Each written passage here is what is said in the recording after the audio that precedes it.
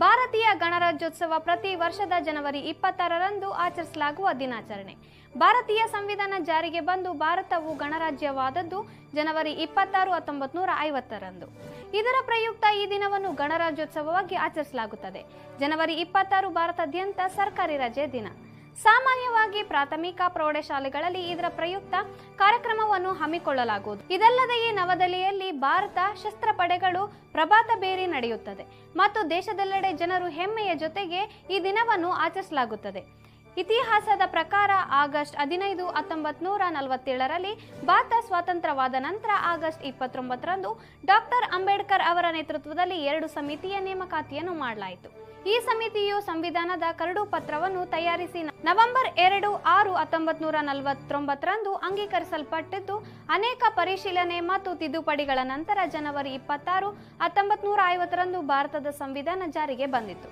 ಭಾರತದ ಸ್ವಾತಂತ್ರ್ಯ ಚಳುವಳಿಯಲ್ಲಿ ಜನವರಿ 26, 1929ರಂದು ಭಾರತ ರಾಷ್ಟ್ರೀಯ ಕಾಂಗ್ರೆಸ್ ಪೂರ್ಣ ಸ್ವರಾಜ್ಯದ ಧ್ಯೇಯವನ್ನು ಹಾಕಿಕೊಂಡಿತು. ಲಾಹೋರ್ನಲ್ಲಿ ನಡೆದ ಕಾಂಗ್ರೆಸ್ ಅಧಿವೇಶನದಲ್ಲಿ ಈ ನಿರ್ಧಾರವನ್ನು ತೆಗೆದುಕೊಂಡು ಈ ದಿನವನ್ನು ಪೂರ್ಣ ಸ್ವರಾಜ್ ದಿನ ಎಂದು ಘೋಷಿಸಲಾಗಿತ್ತು.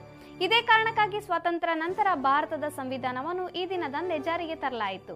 ಭಾರತೀಯ ಗಣರಾಜ್ಯೋತ್ಸವ ಪ್ರತಿ ವರ್ಷದ ಜನವರಿ 26ರಂದು ಆಚರಿಸಲಾಗುವ ದಿನಾಚರಣೆ. ಭಾರತೀಯ ಸಂವಿಧಾನ ಜಾರಿಗೆ ಬಂದು ಭಾರತವು ಗಣರಾಜ್ಯವಾದದ್ದು ಜನವರಿ 26, 1950ರಂದು. ಇದರ ಪ್ರಯುಕ್ತ ಈ ದಿನವನ್ನು ಗಣರಾಜ್ಯೋತ್ಸವವಾಗಿ ಆಚರಿಸಲಾಗುತ್ತದೆ. ಜನವರಿ 26 ಭಾರತಾದ್ಯಂತ ಸರ್ಕಾರಿ ರಜೆ ದಿನ. ಸಾಮಾನ್ಯವಾಗಿ ಪ್ರಾಥಮಿಕ ಪ್ರೌಢಶಾಲೆಗಳಲ್ಲಿ ಇದರ ಪ್ರಯುಕ್ತ ಕಾರ್ಯಕ್ರಮವನ್ನು ಹಮ್ಮಿಕೊಳ್ಳಲಾಗುವುದು. ಇದಲ್ಲದೆಯೇ ನವದೆಹಲಿಯಲ್ಲಿ ಭಾರತ ಶಸ್ತ್ರ ಪಡೆಗಳು ಪ್ರಭಾತ ಭೇರಿ ನಡೆಯುತ್ತದೆ ಮತ್ತು ದೇಶದೆಲ್ಲೆಡೆ ಜನರು ಹೆಮ್ಮೆಯ ಜೊತೆಗೆ ಈ ದಿನವನ್ನು ಆಚರಿಸಲಾಗುತ್ತದೆ. ಇತಿಹಾಸದ ಪ್ರಕಾರ ಆಗಸ್ಟ್ 15, 1947ರಲ್ಲಿ ಭಾರತ ಸ್ವಾತಂತ್ರ್ಯವಾದ ನಂತರ ಆಗಸ್ಟ್ 29ರಂದು ಡಾಕ್ಟರ್ ಅಂಬೇಡ್ಕರ್ ಅವರ ನೇತೃತ್ವದಲ್ಲಿ 2 ಸಮಿತಿಯ ನೇಮಕಾತಿಯನ್ನು ಮಾಡಲಾಯಿತು.